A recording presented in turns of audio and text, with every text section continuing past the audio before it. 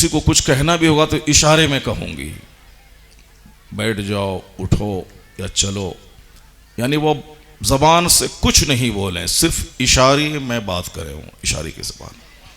अगर एक महीने में 5 जलसे में शरीक रहीं और हर जलसे में 3 घंटे बैठकर कुछ नहीं बोली, एक महीने में अगर 15 घंटे चुप रहने की प्रैक्टिस हो गई, तो आप यकीन जानिए 50% लड़ाई झगड़ा घर का ख़त्म हो जाएगा। चूंकि अक्सर झगड़े इसी ज़बान की वजह से होते हैं। मैं तुमको मार दूंगा, तो वो बोलती है एक बाप का बेटा है तो मार के देखिए, बस शुरू हो गया। अब शौहर तलाक की धमकी देता है, अब वह चुप अगर रह जाए तो शौहर कभी तलाक नहीं देगा, मगर वह दोबारा पलट के बोलती है अगर बाप ने पैदा किया तो तलाक दे के देख लो। अब आप बताएं कि एक मर्द किस कदर टॉलरेंस और सब्र से काम लेता है। उस वक्त अगर बर्दाश्त नहीं करे आदमी तो गुस्सा तो आएगा, फौरी बक देगा, बकने में लगेगा 1 सेकंड और उसका असर बरसों तक रहेगा, 100 साल तक। छोटे छोटे बच्चों की ज़िंदगी बर्बाद हो जाएगी, ज़िंदगी में कभी सुख नहीं हासिल कर पाएगा वो। तो अगर गुस्से पर कंट्रोल कर ले उस वक्त, तो फिर क्या है, घर उसका बिगड़ने से बच जाएगा, आबाद रहेगा। इसलिए मैं माँ बहनों से कहता हूँ कि तुम जलसे में रह के प्रैक्टिस करो, चुप रहने की प्रैक्टिस। आजकल सारे लोग प्रैक्टिस करते हैं।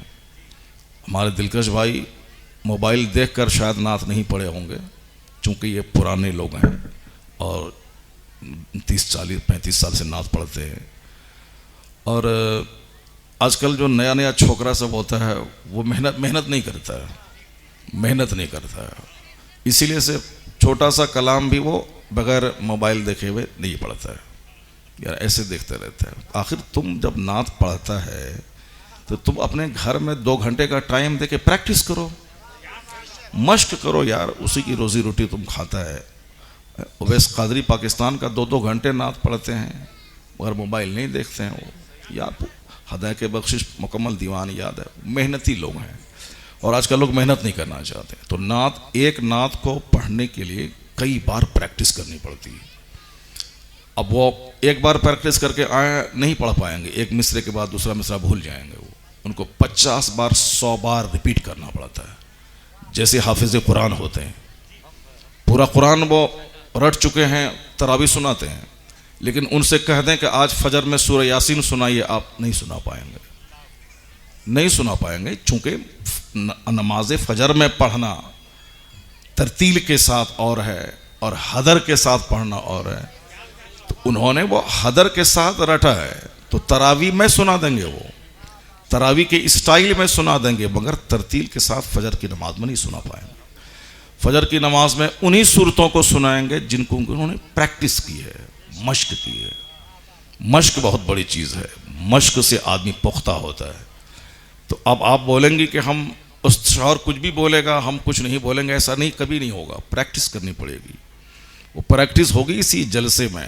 अभी कसम खा लें कि जब तक मैं यहाँ बैठी रहूँगी मैं एक बात ज़बान से नहीं करूँगी। 2, 4, 10 जलसों में प्रैक्टिस करें, लड़ाई झगड़े ख़त्म हो जाएंगे। 80 साल की बूढ़ी आप हो जाएंगी, शौहर की ज़बान पे तलाक का लफ्ज़ नहीं आएगा। चूँकि 80% तलाक सिर्फ इसी ज़बान की वजह से होते हैं, और हर घर जो लड़ाई झगड़े का अड्डा है सिर्फ इसी ज़बान की वजह से। शौहर चूँकि मर्द है, वो मालिक व मुख्तार है, कमाता है 8 घंटे, आपकी मेहर की रकम वो देता है, अपना घर, आपकी खुराक, आपके कपड़े का सारा इंतज़ाम शौहर करता है। शौहर का बड़ा मकाम है इस्लाम में। अल्लाह के रसूल फरमाते हैं अगर अल्लाह के अलावा दूसरे को सजदा करना जायज़ होता तो हर औरतों को हुक्म होता कि अपने शौहर को सजदा करें। अल्लाह, शौहर की ताज़ीम के ताल्लुक से लास्ट आखिरी फाइनल बात मुस्तफ़ा ने कह दी, इसके आगे और क्या हो सकता है। अगर अल्लाह के अलावा दूसरे को सजदा करना जायज़ होता तो हर औरतों को हुक्म होता कि शौहर को सजदा करें। आखिरी बात हुजूर ने कह दी, इसके आगे रिस्पेक्ट और ताज़ीम की कोई बात ही नहीं हो सकती। हुजूर फरमाते हैं कि अगर शौहर ब्लैक पहाड़ को, काला पहाड़ को उजला बनाने के लिए बोले कि इसको उजला बनाओ, तो हर औरत पे लाजिम है कि उस काले पहाड़ को उजला बनाने की कोशिश शुरू कर दे। अगर उजला होगा नहीं वो, लेकिन शौहर ने कहा अब ये शुरू कर दे उसको, यह है शौहर की फरमाबरदारी। हुजूर ने जो कहा, शौहर की हर बात मानना, मगर अल्लाह की नाफरमानी वाली बात अगर बोले तो नहीं मानना है। जैसे शौहर बोले नमाज नहीं पढ़ना है तो ये बात नहीं माननी, शौहर बोले रमज़ान का रोज़ा नहीं रखना है तो ये बात शौहर की नहीं माननी, शौहर बोले आओ मिल करके सिनेमा देखना है एलईडी टीवी में, शौहर की बात नहीं माननी। तो वहाँ गुनाह नहीं है, गुनाह है उसमें कि शौहर कोई जायज़ काम करने के लिए बोले, उस वक्त आप नहीं करें, ये गुनाह है। शौहर कहे कि फ़र्ज नमाज और वाजिब पढ़ने के बाद मेरे पास आ जाओ, उसके बाद अगर आप नफल पढ़ने लगी तो आप गुनहगार हैं। पूरी रात शौहर की मर्जी के बगैर आप नफल नमाज नहीं पढ़ेंगी, अगर पढ़ना भी हो तो इजाज़त लेके। रमज़ान के बाद 6 रोज़े रखने का मतलब है पूरा साल बंदा रोज़ा रखा।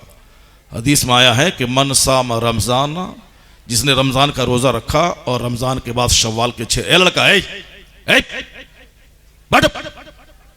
बदतमीज कहेगा, लगता है नाटुंगी और नाच देखने के लिए आया था। एक दिन जागता है और हालत ख़राब है, पेशाब पेशाब करता है। 50 साल उम्र हो गई दिलकश भाई की, अब 8 घंटे बैठने के लायक हैं वो, अल्हम्दुलिल्लाह। नात पढ़ने से पहले आए हैं, वो नात पढ़े हैं, शाकिर भाई की नात सुने हैं, अब मेरी 2 घंटे की तकरीर सुनेंगे। सुभान अल्लाह, पूरी 2 घंटे की तकरीर सुनेंगे वो। और तुम छोकरा है 18 साल 16 साल का और भागता कहाँ है? 16 साल का छोकरा का गुर्दा भी मजबूत होता है, मसाना भी मजबूत होता है और आंत भी उसकी मजबूत होती है। वो तो 12-12 घंटे बगैर पेशाब के बैठा रहेगा वो, और तुम भागता कहाँ है?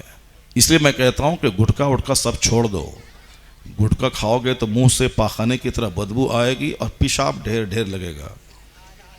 और अगर शादी से पहले लगातार 5 साल गुटखा खाते रहे तो तुम फिर फ्री हो जाओ कि तुम शादी बीवी के काबिल नहीं रह जाओगे, तुम बिल्कुल हिजड़ा और नामर्द हो जाओगे। जब तुम नामर्द रहोगे तो फिर तुम्हारे घर का क्या हाल होगा वो तो अल्लाह को मालूम है। खिलाओगे गोद में कि मेरा बेटा, वो तेरा बेटा है ही नहीं वो। अब तो तुम मर्द ही नहीं रहेगा तो तेरा बच्चा कहां से पैदा होगा?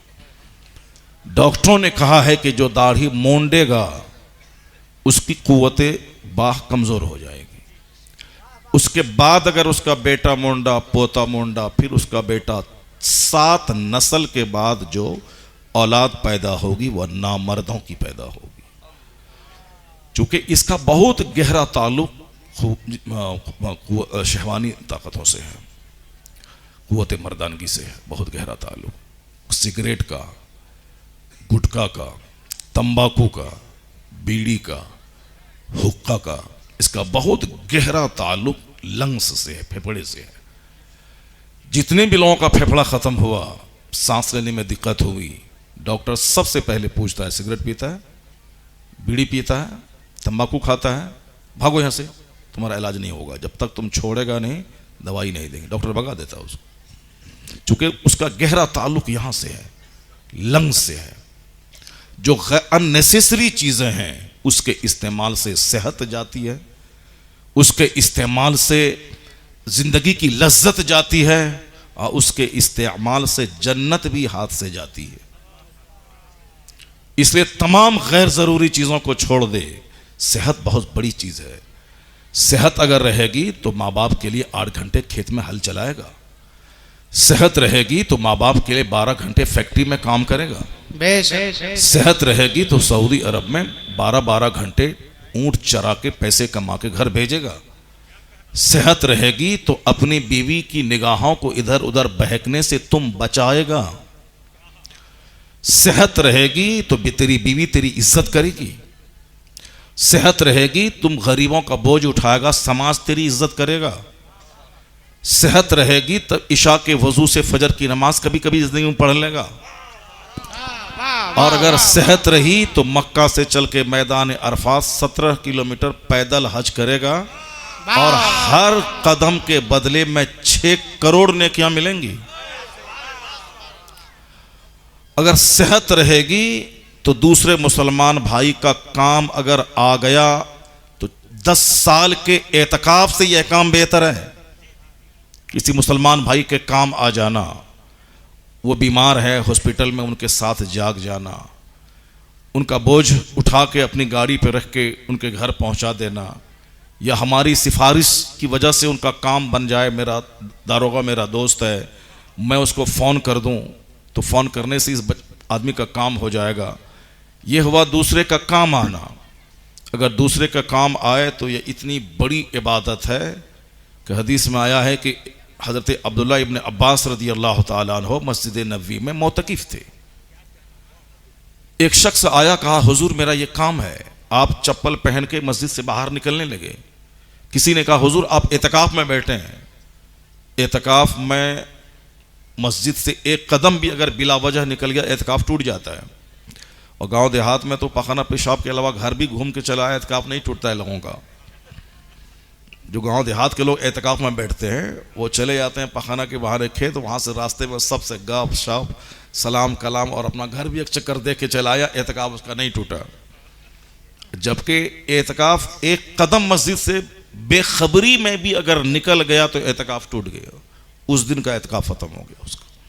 इसलिए एतकाफ में बैठने से पहले मसाइल सीख लिया कीजिए और तब बैठिए एतकाफ में। वरना मदीना शरीफ में भी बहुत से लोग एतकाफ में बैठते हैं और मस्जिद से बाहर निकल के घंटों फ़ोन से बात करते रहते हैं, फिर अंदर चले जाते हैं।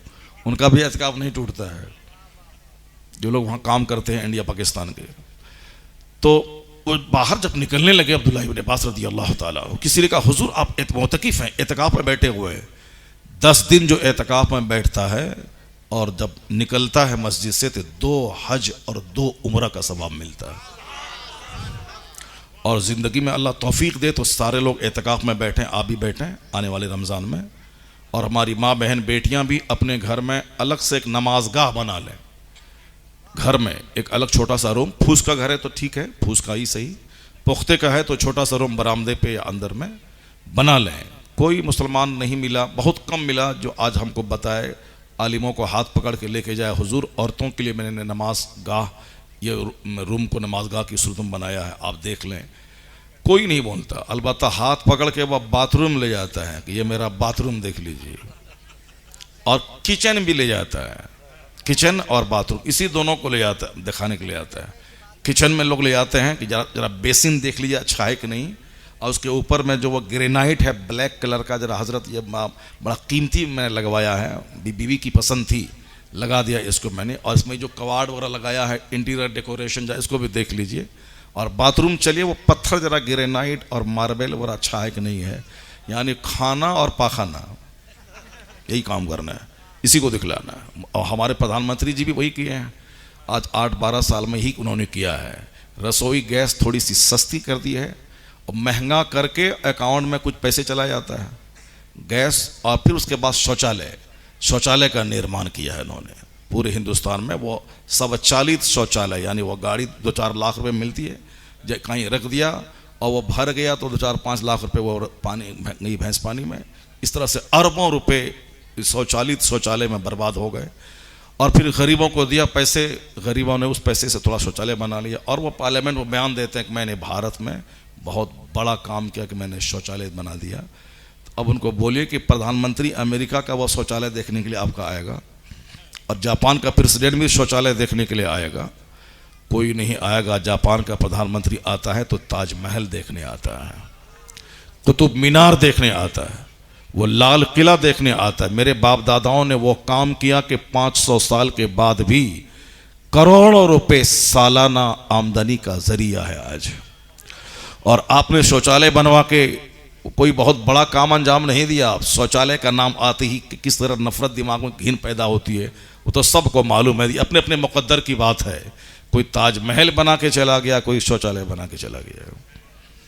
आजकल उन्हीं का देखा देखी हमारे भाई लोग भी कम करते हैं। सिर्फ शौचालय, लेटरिन, बाथरूम और किचन को सजाना है, कोई नमाज रूम नहीं बनाता है।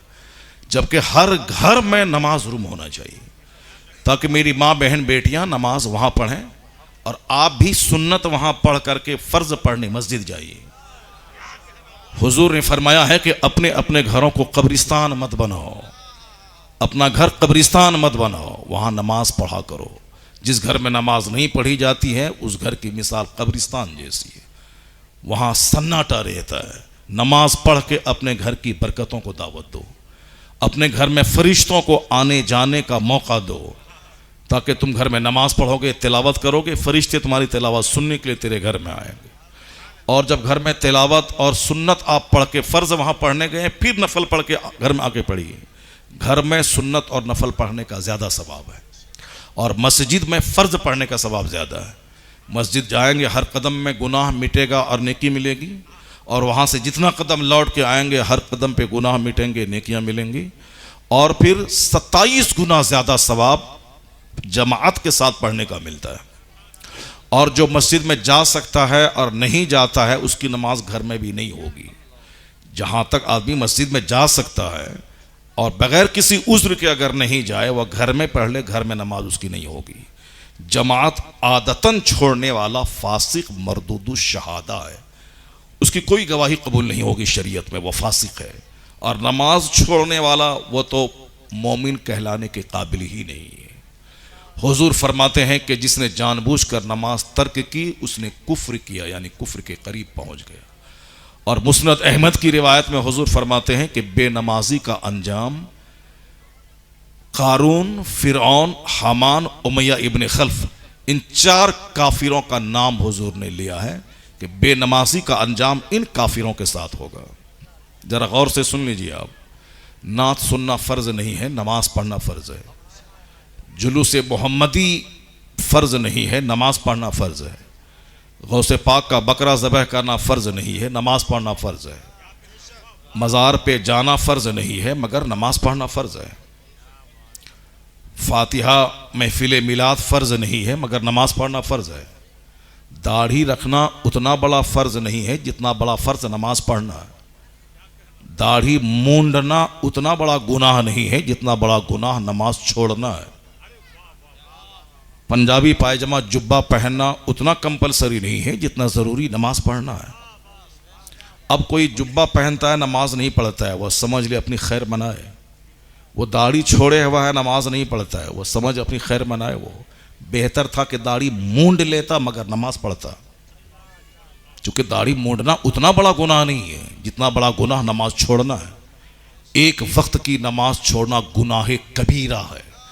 जैसे ज़िना करना हराम, शराब पीना हराम, जुआ खेलना हराम, उसी तरह नमाज़ पंजगाना छोड़ना हराम है। और बाज़ नुक्ते नज़र से शराब पीने से भी ज़्यादा ख़तरनाक गुनाह है नमाज छोड़ना। 10 साल आप शराब पीते रहें, ज़िना करते रहें, तौबा कर लें, हकीकी तौबा, जैसे गाय के थन से दूध निकला दोबारा नहीं लौटता है, तीर कमान से निकला वापस नहीं आता है, सच्ची तौबा, अब हम शराब नहीं पिएंगे, उसके बाद से एक बूंद नहीं पिया, अल्लाह अपने फजल से पिछले गुनाहों को माफ़ कर देगा। सच्ची तौबा पिछले गुनाहों को मिटा देती। और अगर किसी ने 10 साल तक बदकारी की, सच्ची तौबा कर ली, फिर दोबारा आंख उठा के नहीं देखा उस गुनाह को, अल्लाह चाहेगा सारे गुनाह माफ़ कर देगा। सच्ची तौबा पिछले गुनाहों को मिटा देती। और अगर किसी ने 10 साल नमाज छोड़ दिया, जैसे नमाज फ़र्ज भी 15 साल में, वो नमाज स्टार्ट किया 25 साल में, ये 10 साल की नमाज उसके ज़िम्मे क़ज़ा है। गौर से सुनना इसको।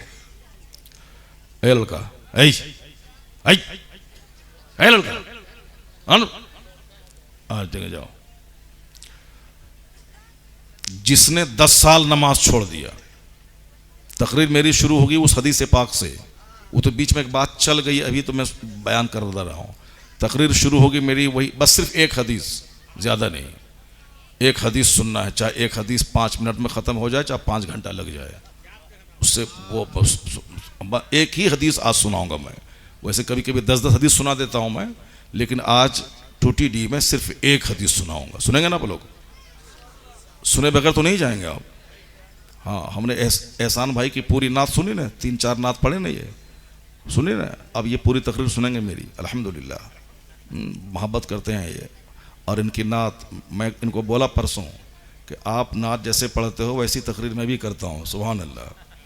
ये नात पढ़ते हैं, आज तो बोला भी, उस दिन नहीं बोला था कुछ, उन्होंने एक एक घंटे नात पढ़ते, मगर कभी नहीं बोलते सुभान अल्लाह बोलो, हाथ उठा के बोलो, इधर इस मोहल्ला बोलो, वो मोहल्ला बोलो, ये नहीं, बस पढ़ना है, पढ़ना है। इनकी क्वालिटी यही है, शुरू पढ़ना है, पढ़ते रहना है, बस पढ़ते रहना। सुभान अल्लाह तुम बोलो नहीं बोलो, टका दो न दो, पढ़ना है, पढ़ते रहना है। तो मेरी भी क्वालिटी थोड़ी इनसे मिलती है कि बस तकरीर करते जाना है, सुभान अल्लाह बोलो कि आओ के जाओ के खाओ पियो, कुछ नहीं, आंख बंद किया, गाड़ी मेरी पटरी पे आने दीजिए ना भी, जहाँ पटरी पे तकरीर आई फिर तो सब लोग भाग जाओ, उससे फ़र्क नहीं पड़ता है। जब तक अभी होश हवास में आंख बंद खोल के हम तकरीर कर रहे हैं, और जब आंख बंद करे और पटरी पे गाड़ी चढ़ गई मेरी, तो फिर तो लास्ट पॉइंट ही में गाड़ी रुकेगी हमारी, चाहे इस बीच में कुछ भी हो जाए, आंधी तूफान आए, सारे लोग भाग जाएं,